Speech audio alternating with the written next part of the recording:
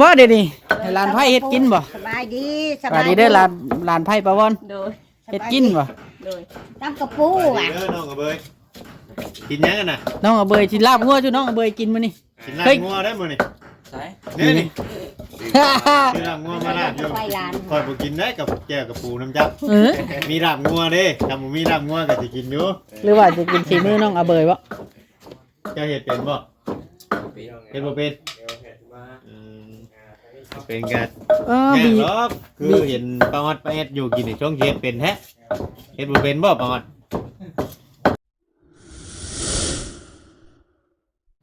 ฝากติดตามเบาโอลิแหน่เด้อพี่น้องเบิดสุปูสุคนสบายดีเด้อพี่น้องสบายดีทักทายสบายดีพี่น้องเบิดสุปูสุคนเบิดสุวงจุวอนพี่น้องมื้อนี้เบาโอลิเข้ามากะเฮือนปาวอนแน่เฮือนปาแตวแน่คือเก่าหั่นล่ะพี่น้องเนาะเวลาก็10:00 นปลายแล้วได้นี่สวยอีหลีพี่น้องมันยามหนาวมาเบิ่งเพิ่นเฮ็ดเฮือนเฮ็ดชานพี่น้องเนาะก็อันนั้นพี่น้องเนาะน้องเบยเพิ่นก็น่าจะไปเก็บทานน้ำไอ้น้อยแล้วได้ยินไอ้น้อยว่าสิเอาไปเก็บทานซอยแล้วก็สิมาส่งเพิ่นหั่นนะพี่น้องเนาะก็ยินดีน้ำน้องเพิ่นได้กลับบ้านกับช่องตัวเองบ่อนได้ก็บ่อุ่นซำเพื่อตัวเองพี่น้องเนาะนอนนี่บ่รีบกล้าเว้าโลดว่านอนอยู่ไสก็ตามบ่อุ่นคือเพื่อนเจ้าของบ่อนเคยอยู่เคยนอนนี่มันอุ่นที่สุดเนาะเฮาไปนอนอยู่โรงแรมบ้านพักก็ตามหากบ่ฮาวนอนอันอยู่เพื่อนตัวเอง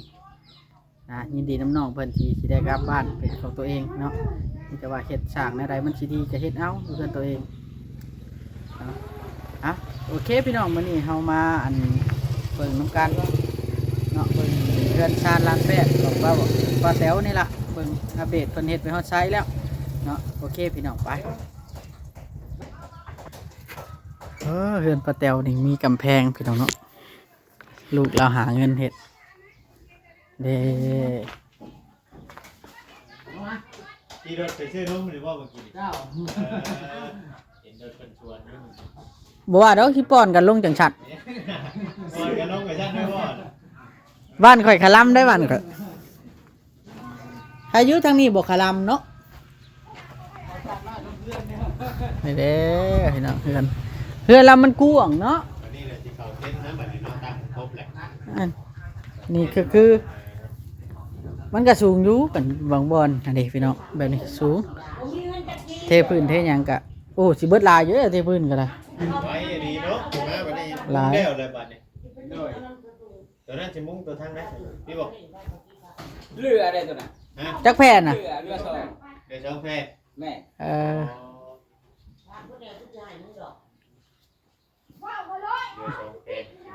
อันแผ่นละจักแม่นน่ะ3 เมตรปลายบ่หรือ4 4 เมตร 80 248เหลือ8 เมตรมันก็มีดอกแนวใส่ประโยชน์เนาะมาได้จังคอยว่ากันทำดังอีกที่โถเดี๋ยวสบายดีเด้อไอ้ต่อเด้อสบายดีเพิ่นบอกให้เจ้าอายกล้องเด้อเพิ่นว่าเด้ออย่าไปอายกุ้มได้มันเป็นขวดเข้าได้แต่ลงมือมื้อนี้เฮ็ดหยังมื้อนี้ตั้งวงกบบ่ตีเส้นบ่เส้นตั้งกบไปแล้วสิตีตัวอันนั้นบ่ก่อนตั้งเส้นขึ้นไปแล้วไม่ได้ว่าเส้นเนี่ยตั้งเส้นแล้วก็ตีทวานเนาะถ้าได้ว่ามีสลากก็ได้แฮะตัวนั้นแล้วไม่ใช่อันปานล้มตัวนั้นแล้วเนาะ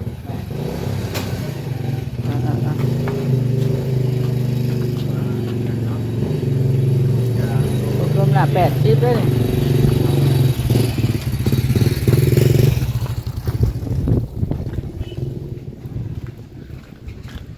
ประตูวงกลมหน้า80เบิ้งนี่นะพี่น้องพื้นที่ตัวนี้นะมันยาวโพดเบาลีเลยว่าใส่เสาน้อยไม่เส้นเสาเนี่ยไม่หนา10นี่นะคำบอลต่อนี้แล้วก็เทปูนใส่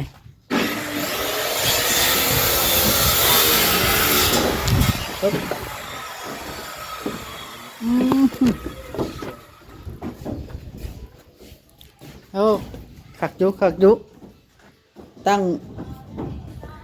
วงกบละมันคาตัวนี้เนาะอยากตำในจังหน่อยตัวนี้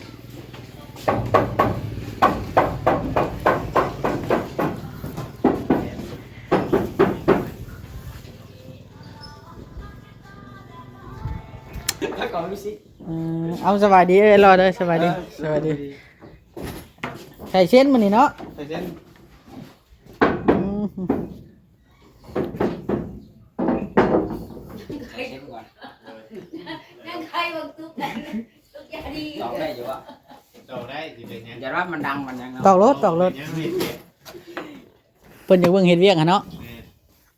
เปียกเห็ดไปรถแต่ไปรถโอ้ไม่ให้ดังแน่นแน่นแน่นเห็ดรถ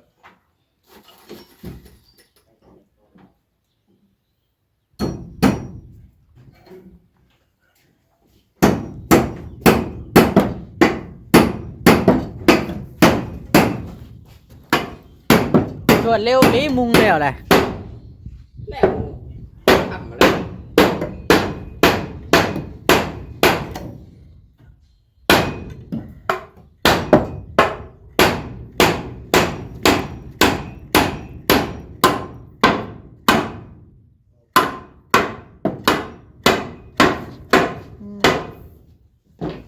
งานแกะอย่างไรเนาะงานแกะ แม่ มันอยาก มือ นั่น สอง แน่ มือในตาแกมันเบิ่งเลย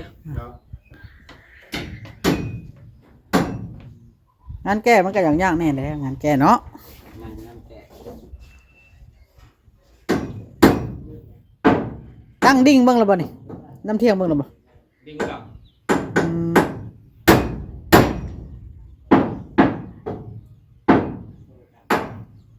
อันเด้อมันอยากกว้างอยู่เหือดนี่เนาะว่าต่อออกดูเอาเธอละหม่องเธอละหม่องคักละใบคักแล้วคักแล้วปลาแต๋วไอ้บานนี่ถ้าเบิ่งมันแล้วมันเลยจะคักเนาะกันบ่แล้วบ่ แอมเนาะเดี๋ยวมันแอมจะกะทิบ่ได้แอมยังเนาะ แม่น แอมไปแล้วคันแอมก็ งามเลยเนาะ โดย ขึ้นแอมก็งามแล้ว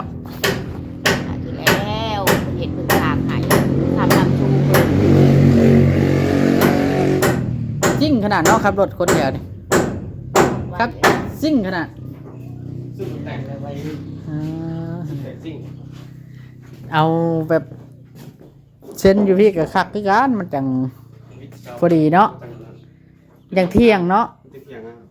อืม เช้าง่วงพวกเขาปวด ดัดแปลงเอา นั่นแหละมันคักละที่เจ้า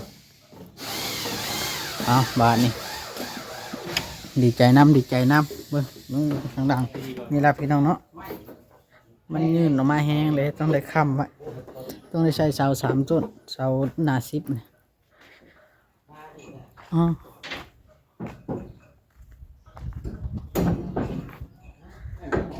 เดี๋ยวเบาเลยไปเดินประวอนกัน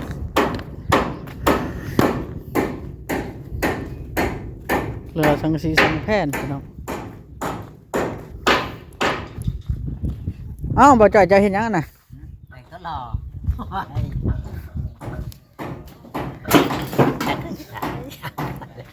เอ ถ่าย อ 10 นาทีเสือทีเดียว10 นา เอ ท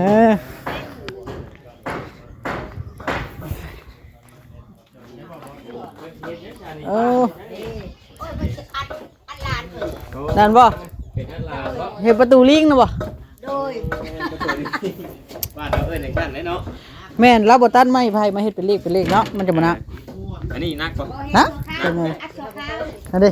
จังไผ่ก็มีปกติน่ะ บ้านเขาเฮ็ดเป็นนิ้วเป็นนิ้ว เฮ็ดกินบ่เดี๋ยวนี้ให้หลานไผ่เฮ็ดกินบ่ สบายดี สวัสดีเด้อห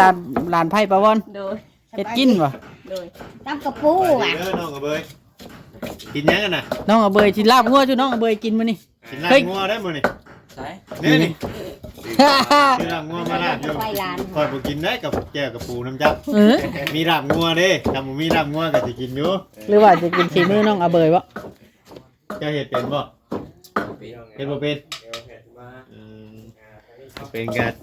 บี แย่งล็อกคือเห็นปลาออดปลาแอดอยู่กินในช่วงเฮ็ดเป็นแท้เฮ็ดบ่เป็นบ่ปลาออด บ่สมดอกปะออนน่ะ โอ้ยเนาะ นี่ให้หลานไผ่ปะบอนนี่เนาะ เนี่ยน้องเบยแหนะ แล้วเฮ็ดกินเก่งอยู่พอลุงไปใช้มัน ตำกระทักแล้วจังหน่อยอัน ไอ้ลูกนิดบ่ โอ้ละเอียดมันคาแขวก็ทุกผู้เฒ่าเลย พอดี ก็เวียกกับบ่าวางนะเด้เพิ่นก็ป้าให้ลูกเป็นเฮ็ดเนาะลูกนิดนะ อ๋อเพิ่นไปเฮ็ดเวียกบ่มื้อ เดี๋ยว อ๋อ อืมเฮ็ดกินเฮ็ดยากคักอยู่ได้ยามนี่ฝนกระปูน่ะมัน ปูจุ่มเจ้าบ่อ๋อไปแต่เช้าพุธ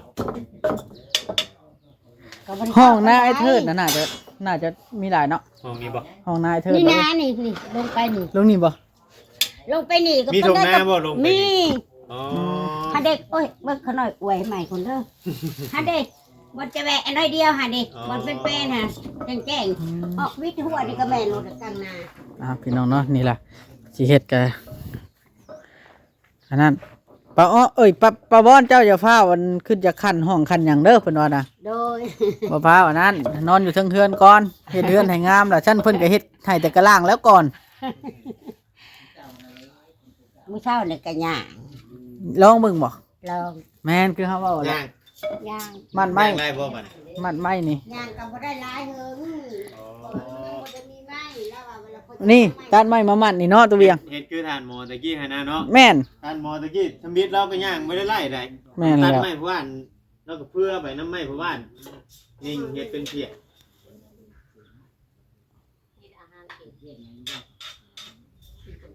ตำต้องใส่ผักหอมเพราะปกติมันจะหอม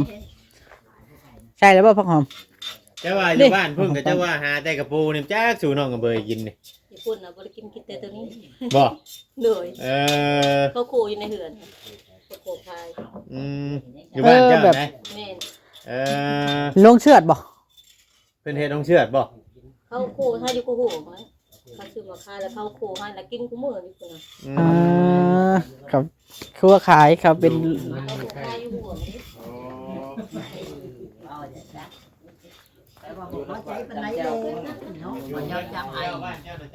ในไรเดี๋ยวนี้บ่ สิจับไก่ให้ค่อยแล้วอ่ะ จับไก่ไปหยังเราสบายดีก่อน สบายดีบาโอลิ เป็นอะไรเดี๋ยวนี้ฮะคือเหงาแท้ เงาคิดฮอดพวกเจ้า สบายดีเด้อน่าเด้อกินฮอดพวกข่อยเฮ็ดจะได้คือบ่อยู่เฮือนอยู่ซานแท้เดี๋ยวนี้ฮะ บ่เฮาก็มามื้อเช้านี่ได้ เมื่อนอนเฮือนเจ้าของแล้วบ่ เมื่อมาเลยบัดคิดฮอดบ่ได้มาบัดนี้ เพราะเป็นหยังเพิ่นเจ็บเพิ่นโซเด้ อะไร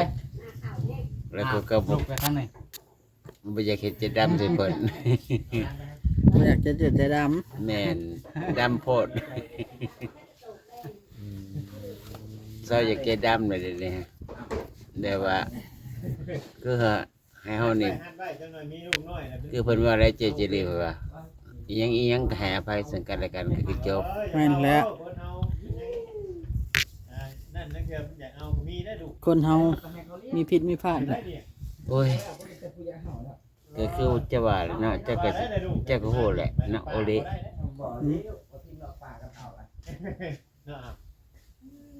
ทุกอย่างมันก็เป็นไปตามกาลเวลาเนาะ คนเฮาอย่าไปซีเรียสอย่าไปเข่งใน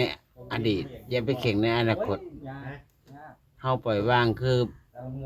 คันฮู้จักทำบุญคือฮู้จักว่าทำบุญบ่ได้แต่วัดมาให้คนมันบ่แม่นบ่เฮานำตัวนะมานั่งเล่นนั่งหัวนี่แหละแล้วจังเมื่อ จะมือปุ๊บปั๊บเลยสิ บ่ บ่บอกใครอีกมือนะ บ่เมื่อข่อยมาก็ได้ประวรว่าอ่ะเจ้าคือจากเมื่อไว้แต่นั่งเล่นน้ำข่อยดีกว่าบ่รักก็เมื่อเลย เขาว่านี่เดือนเพราะประวรอยากให้เขาอยู่น้ำตลอด24ชั่วโมง มีหยังบ่สบายดีเด้อ สบายดีบ่าวเวียงไส โอ้ยมีหยังว่าหยังก็มากิน ว่าประวันนี่ยังไม่ให้เขาอยู่น้ำเพิ่นตลอด24ชั่วโมงฮู้เพื่อนเขาก็มีว่าเขาเมื่อได้ก็ วันจันทร์ในมื้อนี้จะว่ามันยังวันจันทร์มื้อ บ่จักได้วันจันทร์ฮู้แต่ว่าวันจันทร์ เราบ่ฮู้วันนี้ดีแล้วบ่ฮู้ ยันว่ามันมีอันตัวเล็กตัวดีอยากฝากบอก FC หั่นนะเจ้าเคยเนาะเฮาก็ถามเด้เจ้าบ่เคยก็บ่ถามได้บ่ อืมบอกได้อยู่แต่บ่อยากบอก บอกรถเป็นหยังอย่าไปเว้าเว็บซั่น ยันผิดมันพลาด เอามันผิดกับเรื่องส่วนของผิดได้น่ะ ตัวเด็ด แม่นเนาะเว้าดิปานนั้นอยากว่าให้เว้าดิขี่รถใหญ่มันขี่ได้แต่รถจักรมาได้แบบนี้ได้ ชื่ โอ้ย รถจัก เบาร ลีก็มีกันรถใหญ่ฮะ ข่อยบ่มีฮอนน้ำมันเติมเดี๋ยวนี้ มันบ่มีน้ำมันเติมเนาะ รถจักรกันจนสิได้ชุกแล้วมาบอกตัวเด็ดดู บอกมารถบังคับป้าออนป้านี่อยากจำไร ซื้อได้บ่นี่กระเบื้อกับขี้เข็บ มันกระเบื้อกับขี้เข็บ เท่านั้นแหละ ผู้ FC เพิ่นบ่จักว่ามันยังมีกระเบื้อมันยังขี้เข็บนะลองบอกตัวเลข ตะขาบเลขตะขาบ จักว่าพวกเจ้าไปเลิกเขาบ่ภาษาไทยเขายังบ่ถนัดเลยแม่เขาสิเรียนสูงค่อย ถ้าว่าขี้เข็บนี่ก็002060เนาะเป็นกระเบื้อก็195999เนาะ แม่น ให้ FC เพิ่นนั่นนำจักหน่อยว่ามันยังมีกระเบื้อกับขี้เข็บเพิ่นบ่จักได้ ซั่นเราต้องบอกเพิ่นนำ แมงผีเสื้อ เป็นแค่นอนผีเสื้อเด้ เออ จริงเปิดจะพังเมื่อวานเนี่ยโทรศัพท์ก็หมดแบตเลย บ่ยอมช้างอีก บ่ขาด ข้าเรียกทราบเปล่า ก็เข้าไปเบิ่งเจ้าได้คืนนี้ เบาลี เป็นแค่นอนผีเสื้อ โอ้ย เอาดี เออ หัวป้าออดสะดับ ไปกระแทกเอาใจเด้ อืม เห็นแล้วว่า โทรหาบ่าวโอดีอีกบ่าวโอดีบ่ตอบจ้ำบ่ บ่แล้วแต่นะ เป็น บ่ หยัง แม่น คือ เพิ่น บ่ตบ ขอเป็นเพื่อนข่อยละรับเป็นเพื่อนก็ชื่อ อืม เวลาเพิ่นลงอันนั้นแล้วเขาก็เลยแท็กเอาแบบว่าจะได้ว่าปอดคือแรงน้ำใจแท้ให้แต่ไผที่เป็นหมู่ก็สิแท็กเอาเลยแบบว่า ให้มันแซวไปแบบค่อยก็มีหมู่หลายอยู่เนาะ อืมโดย เขาไปเบิ่งเนาะ ตัวแท้บ้าจ้อยเนาะนี่ถ้าจ้อยไทยน้องแบบลอยได้เป็นตื้อ บ่จ้อย เอาโอเคป้าออด โดยสบายดี 00เนาะเลขเนาะ บ่ได้หมดโตได้บ่ เบิดตัวเลย เบิดกูโต เราบอกเลขอ่ะ เด็กยังล่ะ 00 00 อืม แม่นบ่ปะ ขี้เข็บกับแมงกะเบื่อ โอ้เด็ดเด้อเนาะ สุดยอดแล้วมื้อนี้ โอ้ ใครบ่ถือไปว่าบ่ได้เงิน โอเคเอา บ่ได้ซื้อ วันนี้พี่น้องสบายดีสบายดี สบายดี สบายดีนะแม่ สบายดี โอเคพี่น้องเนาะจังไดกาสำหรับคลิปนี้สิขอโตวก่อนพี่น้องฝากกดไลค์กดติดตามคือเก่าคือเดิมพี่น้องเนาะสิว่าบ่ท่าจากดีกับบ่เป็นน้องอะเบยเนาะพี่น้องเพิ่นลูกไม้เฮ็ดอยู่เฮ็ดกินนี่ล่ะชีวิตประจำวันของเพิ่นเนาะพี่น้องเนาะคนเฮายินดีน้ำน้องเพิ่นสิได้กลับบ้านละบัดนี้ก็อยู่เฮือน แล้วก็มีทางด้านปาวอนกับลูกย่างได้แหละพี่น้องเอ้ยเนาะโอ้ที่ตัวโอเคบาดนี้สบายดี